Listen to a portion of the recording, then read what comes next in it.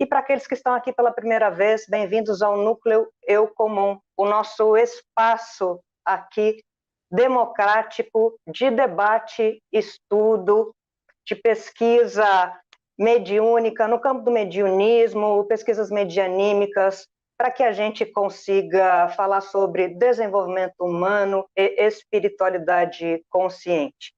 Com outro nome, perdão, chamado Curso de Apometria. Ele foi criado há 8 anos atrás, com o intuito de nós esclarecermos o que de fato seja para nós a apometria, para nós que a utilizamos dentro de um contexto muito específico, dentro de um grupamento de assistência medianímica, utilizando as 3 forças da apometria, a força medianímica, a força energética também, e nós vimos aqui falar sobre aquilo que a gente experienciou e, sim, batendo de frente com aquilo que está equivocadamente sendo espalhado por aí sobre o que seja a apometria. O nosso querido professor Wagner Borges. Boa noite, professor. Oi, Ana, boa noite aí para todo mundo que está assistindo a gente. Vamos bater um papo aí sobre saídas do corpo, apometria, despertar da consciência, que é o principal por detrás de tudo, né, Ana? Porque muita gente confunde desenvolvimento parapsíquico com despertar da consciência, que é outra coisa. Você tem um monte de gente que tem uma capacidade aberta, mas não tem consciência para lidar com ela. E as pessoas, elas acham que o desenvolvimento parapsíquico é o espiritual, e não é.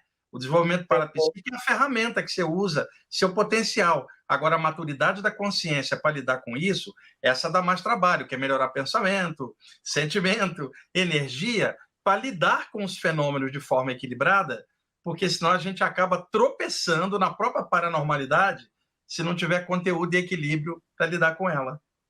Exatamente. Professor, eu estou adorando, porque eu faço um roteiro e desroteirizo. Eu também sou assim. Não é, professor? Vamos falar sobre a apometria para a gente encaixar este papo do comprometimento com a didática, com o estudo, com a autoobservação na caminhada, né? Seja ela sendo sinalizada por uma urgência de trabalho no campo do mediunismo, né? Aflorou a mediunidade. Tomara que o médium ou paranormal encontre o lugar idôneo. Vamos falar sobre a apometria só para a gente trazer o quão necessário, professor? Esse aqui é o livro Espírito e Matéria do Dr. Lacerda. Eu estava em mês de maio de 1988, veja quanto tempo, eu morava ainda no Rio de Janeiro. Estava junto com o Valdo Vieira, eu trabalhava junto com ele, fomos fazer um curso em Porto Alegre, e lá o Dr. Lacerda nos procurou e nos convidou para ir numa reunião de apometria, fomos eu e o Valdo, e ele deu esse livro aqui para nós. Então, a apometria que eu conheci, que eu acho a séria, que é o principal, é esta baseada no Dr. Lacerda. Por que eu estou falando isso, Ana? Porque surgiram muitas variações.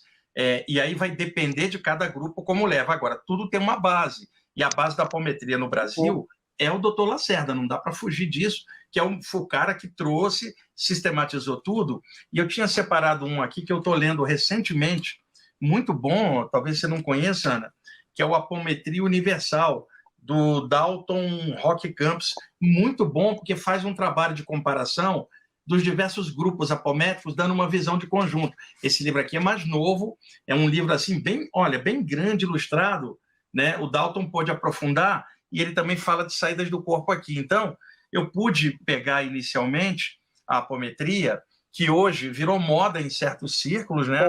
Mas o pessoal falando um monte de coisa sem base, até no próprio Lacerda, e a apometria que eu conheci foi a original dele. Muito obrigada, professor. É a nossa base. Ai, que alívio, porque eu adoro o Dalton também.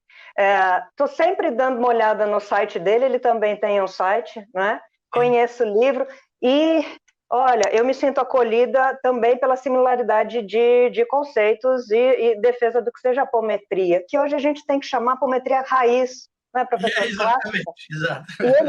E ele mesmo brinca, né? Olha, não tem apometria, com todo respeito, né? Sempre lembrando que a gente conceitua e a gente fala aqui com respeito a todas as frentes e pessoas, mas há muito, eu digo, muitos crimes, porque a gente pode traçar uma linha de raciocínio aqui sobre como alguns trabalhos feitos de maneira equivocada podem colocar os assistidos ou aqueles que fazem em enrascadas, não é? Sim. Em processos obsessivos. Então, o Dalton brinca, professora, não existe apometria do pônei, apometria cósmica, apometria xamânica, com todo respeito ao xamanismo, respeito né, a apometria universal, né? Sigamos na base do codificador das leis e técnicas, através de um grande tempo, né, de pesquisa, professor.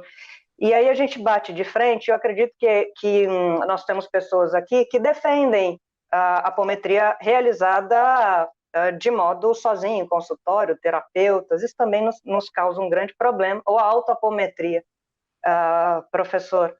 E daí eu acho que a gente pode puxar a questão do que seja o desdobramento, o conceito de desdobramento dos corpos sutis na apometria, já traçando a responsabilidade que isso demanda e a sua expertise, fazendo paralelo aí também com a projeção astral, por favor. Exemplo, uma pessoa que diz que vai fazer uma autoapometria, que é, vamos dizer, uma autodesobsessão, tá? Existem muitas maneiras de uma pessoa trabalhar com ela própria, dando um passe nela, ativando chakras e tal. Mas o trabalho da apometria, para fazer o eu sozinho ali, é complicado, tá? É mais fácil você trabalhar ou com um grupo, ou com alguém fazendo, por exemplo, um psicólogo aplicando psicologia nele mesmo. O psicólogo, às vezes, precisa de outro psicólogo para poder dar uma ajudinha, né? Então, a autoapometria que o pessoal faz não dá muito certo na prática. Eu sei pelos exemplos que eu conheço, tipo assim, a pessoa está fazendo, não está adiantando nada. Eu estou vendo que não está adiantando nela, porque eu estou vendo que a energia dela continua comprometida. Então, trabalho de apometria é igual um trabalho de desobsessão, né? No sentido, usando a ferramenta da apometria. Se você não consegue trabalhar bem com você mesmo, estando harmonizado, você está sujeito a qualquer coisa. E para isso não precisa autoapometria, auto isso, auto aquilo. Precisa melhorar a consciência. E o que melhora a consciência é melhorar o pensamento, o sentimento. A grande desobsessão e a grande apometria que a pessoa pode fazer com ela mesma é ser feliz. Porque se ela está sendo feliz, não há nada que encaixe nela, nem do passado, nem de nada, porque ela mudou totalmente a vibração. Mas quem é esse ser humano? Nenhum de nós, que a gente não consegue manter esse ponto de equilíbrio, a gente tem altos e baixos, então é muito difícil uma pessoa resolver a encrenca ela mesma, se voltando para ela mesma com qualquer que seja a ferramenta, a não ser que ela tenha o poder de um Buda, que mudou totalmente dentro dele e despertou, que não é o caso comum das pessoas. Então, o trabalho de apometria, ele é um trabalho bem especializado, não dá para a pessoa fazer uma autoapometria. A apometria precisa de um conjunto de possibilidades que funciona como ferramenta de outros jeitos, tá? Agora, dá para a pessoa melhorar ela mesma, e aí não precisa de apometria, isso, aquilo, precisa dela consciente, dela própria falar, isso aqui não está legal, dentro de mim isso aqui não está me fazendo bem, e eu quero dar uma reciclada dentro de mim, vou melhorar, se precisar eu busco ajuda fora, se precisar eu medito, mas é um conjunto de coisas que não vai dar para trabalhar somente dessa forma. E a outra coisa, Ana, que eu via muito em sessões de desobsessão no passado, é pegar um problema que é da pessoa e colocar a culpa no mundo espiritual, como se fosse... Isso aí sabe aquela história? Errar é humano, mas é mais humano ainda arranjar em quem jogar a culpa do erro. Exatamente.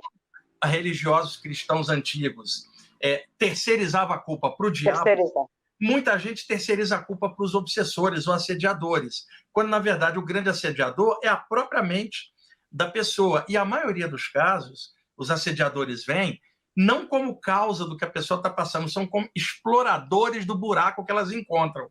Só que as pessoas querem tirar o entorno, mas não querem fechar o buraco. Ana, isso é igual uma pessoa com uma ferida aberta, cheia de moscas. Você vai lá, tira as moscas, mas não fecha a ferida. Vão vir outras moscas. Então, precisa tirar as moscas, é claro, desinfectar e fechar a ferida para que aquilo não aconteça mais.